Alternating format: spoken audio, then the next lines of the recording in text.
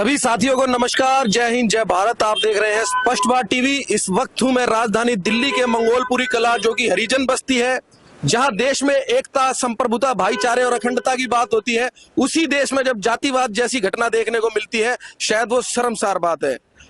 आइए आज बात करते हैं उनसे जिनके साथ जातिवाद हुआ है, जातिवाद का बड़ा आरोप लगा रहे हैं। रॉयल वाल्मीकि आर्मी के माध्यम से हमें यहाँ सूचना मिली। राष्ट्रीय अध्यक्ष विशाल चावरिया जी भी हैं और भी समाज के लोग यहाँ पर, और भी 36 बिरादरी के लोग यहाँ पर जुड़े हुए हैं, जो कि रॉयल वाल्मीकि आर्मी को कहीं ना कहीं सपोर्ट करते हैं, भाईचारे को कहीं ना कहीं सपोर्ट करते हैं।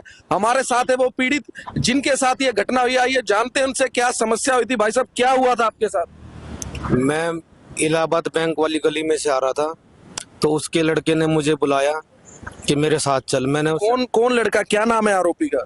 उसका नाम है अमन शौकीन। अच्छा। उसने कहा उधर पापा के पास चलो, पापा से बात करो। तो मैं नहीं जा रहा। मैंने अपनी वाइफ को फोन किया। मैंने कहा ये मुझे जबरदस्ती खींच के अपने ऑफिस पे लेके जा रहे झुग्गी पे, तू जल्द से जल्द फटाफटा। मम्मी, मेरी वाइफ, मेरी बेटी, मेरा परिवार आया। भाई साहब, क्या विवाद था? किस बात को लेकर के आपका? ये बोल रहे थे वो जो कंप्लेंट लगा रखी है ना 1 महीने पहले। किस बात को लेकर के आपका झगड़ा था? झगड़ा ये था, मेरी बेटी ठीक उसके 100 मीटर की दूरी पे ट्यूशन पढ़ने जाती है। वो बस बेटी से छेड़ाछाड़ी करते, गंदे शब्द बोलते, बच्चे आ गए, बच्चे आ गए बोलते आगे। उसके बाद मैंने कंप्लेंट लगा रखी थी डीसीपी ऑफिस में, एसीपी ऑफिस में 1 महीने से। पुलिस कहीं मेरी कोई सुनवाई नहीं कर रही है, कहीं भी नहीं कोई बुला रहा हमें। और ठीक मेरे पास 10 मिनट पहले फोन आता है एसीपी ऑफिस से। एसीपी ऑफिस से फोन आने के बाद में मेरे पास 10 मिनट बाद मेरे ऊपर घटना घट गई। मुझे और मेरी घरवाली को, मेरी वाइफ को मैं बता नहीं सकता हूँ जो मुझे बताएगा। और वहाँ के तकरीबन सभी कैमरे इनों के घर में लगे हुए थे और रिमोट कंट्रोल पूरा सिस्टम इसके घर में है, पूरे सड़क का। उस समय जब ये घटना घटी, इन्होंने सब बंद कर दिया था। क्या आपको कोई बचाने भी आया था? उस समय 9 से ऊपर का समय था, तो उस समय पे वहाँ पर कोई नहीं जाता हैगा।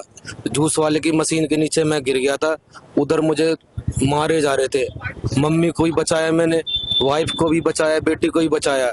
इसकी सूचना क्या आपने कोई पुलिस स्टेशन में भी दी थी या कोई 100 नंबर की, 112 की कॉल की? दी थी। उसी समय पे मेरी बेटी ने कॉल की। मेरी बेटी को कमरे में से और मेरी वाइफ को कमरे में से निकाला और इन्होंने रोड निकाल रखी थी।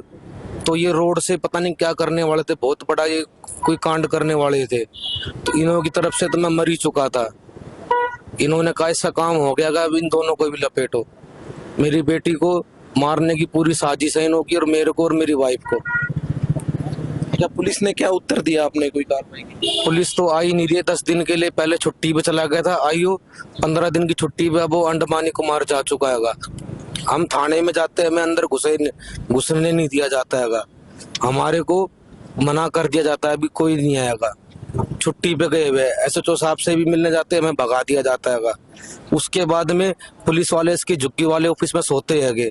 तो पुलिस हमारी कार्रवाई क्यों करेगी जब पुलिस 24 घंटे इसके घर में सोती है? उधर वहाँ डेली दारूबाज पुलिस वाले, दारूबाज ये लोग है, डेली ये सब काम होता है। पूरी गली मोहल्ले का वहां से निकलना दुश्वार हो गया था। देखिए, पीड़ित बिटिया भी हमारे साथ है। बेटा, क्या घटना हुई थी, क्या समस्या थी आपके साथ, क्या घटी थी समस्या? मेरे पापा को इलाहाबाद वाली बैंक की गली में लेके जा रहे थे, तो मेरे पापा ने पहले फोन कर दिया था कि ना बेटा ऐसे ऐसी बात है, ये मेरे को जबरदस्ती लेके जा रहे हैं।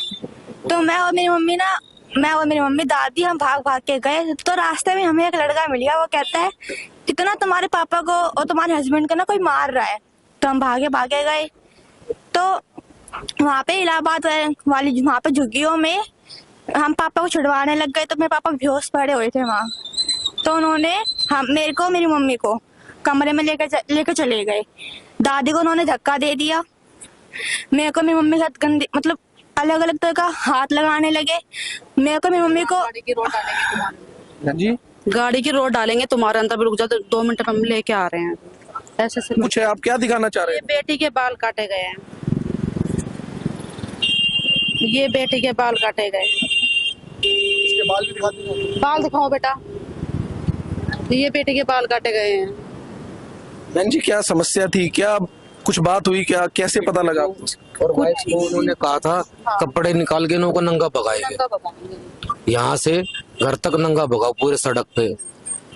सर बहुत निंदनीय घटना है और पहले तो मैं आपके चैनल का धन्यवाद करता हूं जो आप दबे कुचले लोगों की आवाज़ उठाते हो। और मैं बोलना चाहता हूं पुलिस प्रशासन से कि जल्द से जल्द अपनी कार्रवाई करे और जो आरोपी है उसको जल्द से जल्द जेल के अंदर ठोके। क्योंकि जाति सूचक शब्द भी बोले गए हैं, जैसे पीड़ित परिवार बता रहा है कि उनके साथ क्या हुआ है, ये आपके चैनल के माध्यम से बता ही रहे वो लोग। तो मैं कहना चाहता हूं पुलिस प्रशासन से जल्द अपनी कार्रवाई करे और जल्द से जल्द उस आरोपी को जेल के अंदर ठोके। क्योंकि आप इस समस्या को लेकर किसी नजदीकी पुलिस स्टेशन में भी गए थे? सर मैं बाहर गया हुआ था। जितने भी रॉयल वाल्मीकि आर्मी के ये हमारे राष्ट्रीय अध्यक्ष के खड़े हैं, हमारे अध्यक्ष जी खड़े हैं दिल्ली के, और भी भाई खड़े हैं, हमारे सम्मी भाई खड़े हैं, ये और सन्नी उन्नी भाई खड़े हैं, सारे भाई खड़े हैं। ये थाने गए थे और एसएचओ साहब से भी बात करी है, डीसीपी साहब से भी बात करी है। उन्होंने आश्वासन दिया था, पर इतना लेट कैसे हो गया ये नहीं समझ में आ रहा, क्योंकि कहीं ना कहीं पुलिस प्रशासन की ये ढील है। हम उसके बाद आज देखते हैं, अभी एसीपी साहब को, डीसीपी साहब को बात करते हैं, और अभी वो बैठे हो गए तो थाने जाके इसके विषय में बात करते हैं। क्योंकि जो आरोपी है वो खुला घूम रहा है। कल को और भी कोई वारदात हो सकती है इन लोगों के साथ, बेटी के साथ वारदात हो सकती है, इनकी वाइफ के साथ वारदात हो सकती है, इनके परिवार के साथ किसी के साथ भी वारदात हो सकती है। तो उसका जिम्मेदार कौन होगा? मैं तो कहता हूँ सीधा सीधा पुलिस प्रशासन होगा उसका जिम्मेदार। क्योंकि पुलिस प्रशासन को ये देखना चाहिए कि भाई एक व्यक्ति को इतनी चोट आई है, बच्चे बयान दे रहे हैं, बेटी बयान दे रही है, उनकी वाइफ बयान दे रही है कि वो उनके साथ कितनी गलत बातें बोल रहे हैं। इस देश का सिस्टम खराब हो जाएगा। मैं कहना चाहता हूं पुलिस प्रशासन के जल्द से जल्द कार्रवाई करे और जल्द से जल्द इस दोषी है जिसने ये घटना को अंजाम दिया है उसको जल्द से जल्द थाने के अंदर ठोका जाए। भाई साहब, यदि आपकी आवाज यहाँ पर नहीं सुनी जाती है तो ये प्रदर्शन कहाँ तक जाने वाला है? ये प्रदर्शन बहुत ऊपर तक जाएगा। अगर प्रशासन ऐसे राक्षसों का ऐसे उनका इलाज नहीं करेगा तो प्रशासन की ये कहीं ना कहीं बहुत बड़ी भूल है। मैं भी बंटी पहलवान हूँ और राजपूत समाज से ताल्लुकात रखता हूँ, लेकिन बेटी का पता चलने पर ऐसे दरिंदों के खिलाफ सब समाज साथ है भाई। ऐसी कोई बात नहीं है, हम पूरी तरीके से साथ हैं। जैसे भी जो भी जिस प्रकार की मदद होगी हम हर तरीके से खड़े हैं, चाहे प्रदर्शन हो चाहे किसी प्रकार की भी मदद हो। देखिए कितनी अच्छी बात है, कुछ राजपूत समाज के भाई भी यहाँ पर आए हुए हैं और एक 36 बिरादरी भाईचारे का संदेश देते हैं। मेरा मानना है कि रॉयल वाल्मीकि आर्मी से कुछ जाट समुदाय के भी लोग जुड़े हुए हैं। कई मीटिंगें मैंने आप लोगों की देखी है। सर कोई भी समाज गलत नहीं होता है, कुछ व्यक्ति गलत होते हैं, उन व्यक्तियों की कोई जात नहीं होती है। पर मैं कहना चाहता हूँ जिस आदमी ने ये घिनौना अपराध करा है, पुलिस प्रशासन जल्द से जल्द कार्रवाई करे और उसको जेल में ठोके।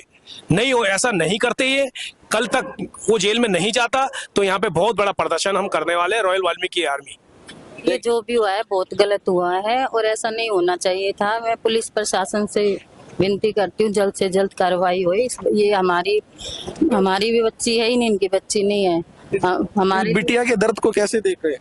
ये जो भी हुआ गलत हुआ है। अगर हमारे पूरे समाज से विनती है, आपकी भी बच्ची है, इस पे जल्द से जल्द कार्रवाई की जाए। देखिए जो लोग यहाँ से पुलिस प्रशासन के पास गए थे, क्या जवाब मिला आपको, क्या संदेश मिला? गुरुजी मैं धन्यवाद कहना चाहूँगा आपके चैनल का। ये हम पिछले 4 दिन हो चुके हैं इस घटना को, और 3 दिन पहले भी थाने पहुंचे थे। हमारी एसएचओ साहब से बात हुई, डीसीपी साहब से बात हुई, तो उन्होंने हमको आश्वासन दिया था कि हम जल्द से जल्द कार्रवाई करेंगे। पर आज 4 दिन बीत चुके हैं और अभी तक कोई कार्रवाई नहीं हुई है। कहीं ना कहीं आप असंतुष्ट हैं उनसे? बिल्कुल, हमारी पूरी टीम उनसे संतुष्ट नहीं है, क्योंकि पुलिस जिस तरीके से ढील बरत रही है, तो इतनी निंदनीय घटना ये हुई है।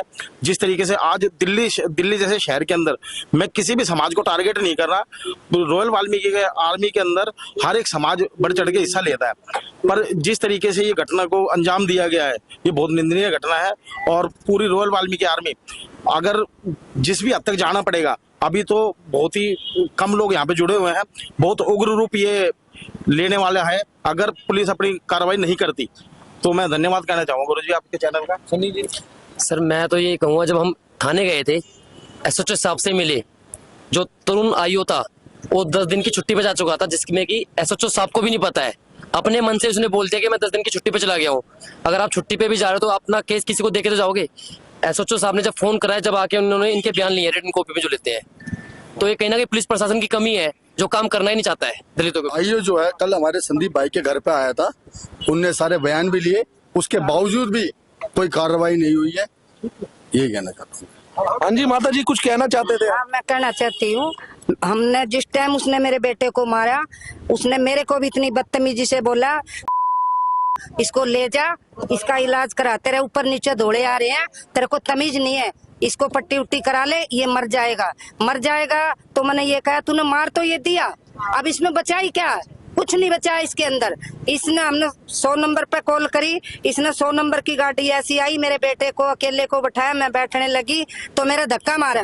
धक्का मारकर ये कहा ये अकेला जाएगा। किसने धक्का मारा? एक पुलिस वाला था, वो कहने लगा ये अकेला जाएगा, तुम नहीं जाओगे। मैं कहने लगी मैं अपने बेटे के साथ जाऊंगी, मेरे बेटे की ज्यादा हालत खराब है, खून ज्यादा बह रहा है। पुलिस तो आपकी मदद के लिए, आपकी सुरक्षा के लिए। पुलिस उसी की थी, हमारी कोई पुलिस नहीं आने दी उसने। पुलिस भी उसी की है, थाना भी उसी का है, सब कुछ उसी का है। हम तो एक गरीब है, हम मेरे बेटे की गाड़ी नहीं चलने देता है, उसका कोई चक्कर नहीं लेता, कुछ नहीं लेता, लेकिन फिर भी हमने वो चैन से मेरे बेटे को रोटी खाने नहीं देता।